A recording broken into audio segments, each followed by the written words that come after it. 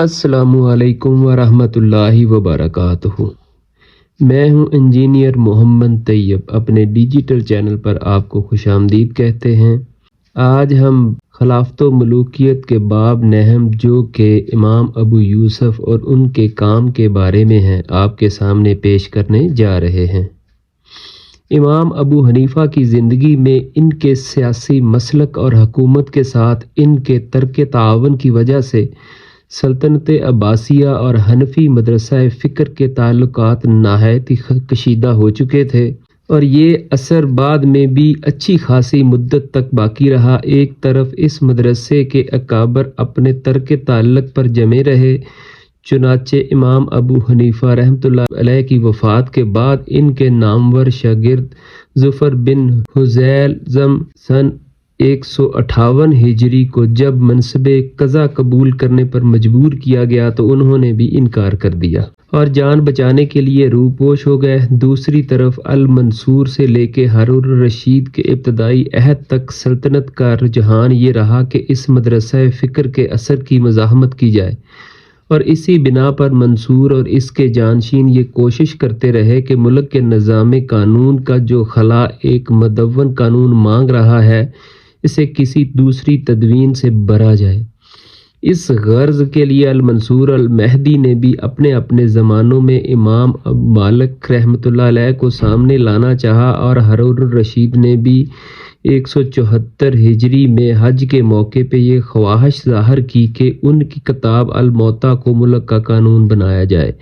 लेकिन आखिरकार इस मदरसा फ़िक्र से एक ऐसी ताकतवर शख्सियत उठी जिसने अपनी आला काबिलियत और अपने आला ज़बरदस्त असर व रसूख से सल्तनत अब्बासिया के कानूनी इंतशार को ख़त्म किया, हनफी फ़िक़ा को मुल्क का कानून बनाया और सल्तनत को एक आइन पर कायम कर दिया। ये शख्सियत इमाम अबू हनीफा रहमतुल्लाह अलैह के सबसे बड़े शागिर्द इमाम अबू यूसुफ रहमतुल्लाह अलैह की थी। इनका असल नाम याकूब था, अरब के कबीला वजीला से ताल्लुक़ था और मदीने के अंसार से ननहानी ताल्लुक़ और हल्फ के ताल्लुक़ की बिना पर इनका ख़ानदान अंसारी कहलाता था। कूफे के बाशिंदे थे। सन 113 हिजरी में पैदा हुए। इब्तदाई तालीम के बाद फ़िक़ा को उन्होंने अपनी इख्तिसासी तालीम के लिए पसंद किया और अब्दुर्रहमान बिन अबी लैला की शागिर्दी इख्तियार की। फिर इमाम अबू हनीफा के हल्का दर्स में आए और मुस्तकिल तौर पे इन्हीं से वाबस्ता हो गए। वालिदैन की नहायत गुर्बत की वजह से उनकी तालीम जारी न रखना चाहते थे। इमाम अबू हनीफा रहमतुल्लाह अलैह को जब इनकी हालात का इल्म हुआ तो उन्होंने न सिर्फ इनके मसारफ बल्कि इनके सारे घर के मसारफ की कफालत भी अपने ज़िम्मे ले ली। उनका अपना कौल है कि मुझे कभी इमाम अबू हनीफा रहमतुल्लाह अलैह से अपनी ज़रूरत बयान करने की हाजत पेश नहीं आई। वक्तन फ़वक्तन वो खुद ही मेरे घर इतना रुपया भेजते रहते थे कि मैं बिल्कुल बेफ़िक्र हो गया था और अपने इब्तिदा ही से अपने इस शागिर्द के मुतल्लिक़ बहुत पुरउम्मीद थे। चुनाचे जब अबू यूसुफ रहमतुल्लाह अलैह के वालिद ने इन्हें मदरसे से उठा लेना चाहा तो इमाम ने फरमाया, अबू इसहाक ये लड़का इंशाअल्लाह बड़ा आदमी बनेगा। उन्होंने इमाम अबू हनीफा रहमतुल्लाह अलैह के वक़्त के दूसरे बड़े बड़े उस्ताद से भी इस्तिफ़ादा हासिल किया और हदीस, तफसीर, मुग़ाज़ी, तारीख़ अरब, लुग़त, अदब और इल्म कलाम में भी महारत पैदा की। ख़ुसूसन हदीस के वो वसी इल्म रखते थे, हाफ़िज़ हदीस थे और यहया बिन मुईन और अहमद बिन हम्बल, अली बिन अल-मदीनी जैसे लोगों ने उनको सिका करार दिया था। इनके मुतल्लिक़ इनके अहम असरों की मुतफ़क्के राय ये थी कि इमाम अबू हनीफा रहमतुल्लाह अलैह के शागिर्दों में से कोई इनका हम सर न था। तलहा बिन मोहम्मद कहते हैं कि वो अपने ज़माने के सबसे बड़े फ़कीह थे, कोई इनसे बढ़कर न था। दाऊद बिन रशीद का कौल है कि अगर इमाम अबू हनीफा रहमतुल्लाह अलैह ने सिर्फ यही एक शागिर्द पैदा किया होता तो इनके फ़ख्र के लिए ये बिल्कुल काफ़ी था। इमाम अबू हनीफा रहमतुल्लाह अलैह खुद इनकी बड़ी कदर करते थे। इनका कौल था कि मेरे शागिर्दों में से सबसे ज़्यादा जिसने इल्म हासिल किया वो अबू यूसुफ रहमतुल्लाह अलैह थे।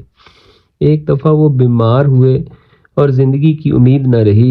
امام ابو حنیفہ رحمۃ اللہ علیہ ان کی عیادت کر کے جب باہر نکلے تو کہنے لگے اگر یہ جوان مر گیا تو اپنے پیچھے اس زمین پر اپنے سے زیادہ بڑا فقیہ چھوڑ کر نہ جائے گا۔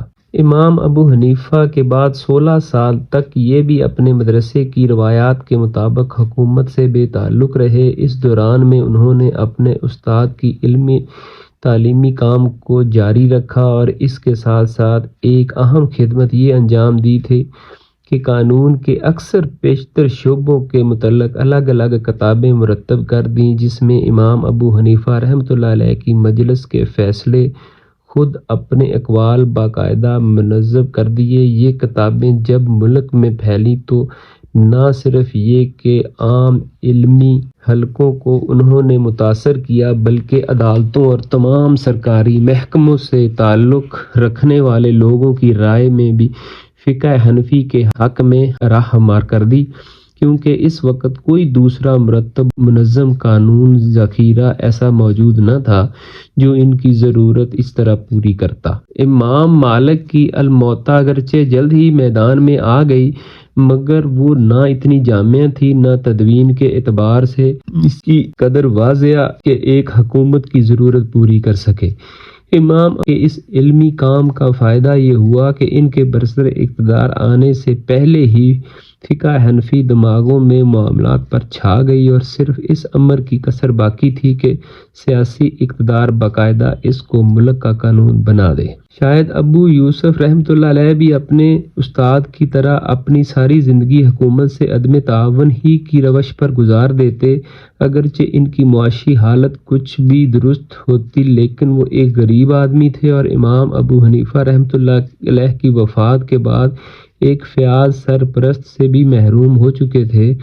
آخر افلاس نے نوبت یہاں تک پہنچا دی تھی کہ اپنی بیوی کے مکان کا ایک شہتیر تک انہوں نے بیچ ڈالا اور ان کی ساس نے اس پر انہیں کچھ اس طرح ملامت کی کہ ان کی غیرت اسے برداشت نہ کر سکی اور یہی سبب تھا جس نے انہیں سرکاری ملازمت کرنے پر مجبور کر دیا۔ اس واقعے کے بعد 166 ہجری میں وہ بغداد گئے، خلیفہ المہدی سے ملے اور اس نے انہیں شرقی بغداد کا قاضی مقرر کر دیا۔ الہادی کے زمانے میں بھی وہ اپنی اسی پوزیشن پہ قائم رہے۔ جب ہارون الرشید کا زمانہ آیا تو رفتہ رفتہ خلیفہ اس پر اس قدر بڑھتا چلا گیا کہ آخرکار اس نے انہیں تمام سلطنت عباسیہ کا قاضی قضا چیف جسٹس مقرر کر دیا۔ یہ پہلا موقع تھا کہ مسلم ریاست میں یہ منصب قائم ہوا۔ اس سے پہلے کوئی شخص خلافت راشدہ یا اموی اور عباسی سلطنتوں میں چیف جسٹس نہیں بنایا گیا تھا، اور یہ منصب جس پر امام ابو یوسف رحمۃ اللہ علیہ مامور کیے گئے موجودہ زمانے کے تصور کے مطابق محض عدالت عالیہ کے حاکم اعلیٰ کا نہ تھا بلکہ اس کے ساتھ وزیر قانون کے فرائض بھی اس میں شامل تھے، یعنی وہ مقدمات کے فیصلے کرنے ان کے ماتحت عدالتوں کے قاضی مقرر کرنے کے اختیارات ہی نہ رکھتے تھے بلکہ سلطنت کے تمام داخلی خارجی معاملات میں قانونی رہنمائی کرنا بھی انہی کے کام تھا۔ اسی منصب پر قاضی ابو یوسف رحمۃ اللہ علیہ کے فائز ہونے سے 3 اہم نتائج رونما ہوئے۔ ایک یہ کہ ان کو محض ایک حلقہ درس یا گوشہ تصنیف یا تالیف میں بیٹھ کر علمی کام کرنے والوں کی یہ نسبت بہت زیادہ وسیع دائرہ عمل بہم پہنچ گیا، جہاں اس وقت کی سب سے بڑی سلطنت کے معاملات سے براہ راست جملہ سابقہ درپیش تھا۔ اس حیثیت میں انہیں فقہ حنفی کو واقعی حالات منطبق کر کے اسے زیادہ سے زیادہ ایک عملی نظام قانون بنانے کا موقع مل گیا۔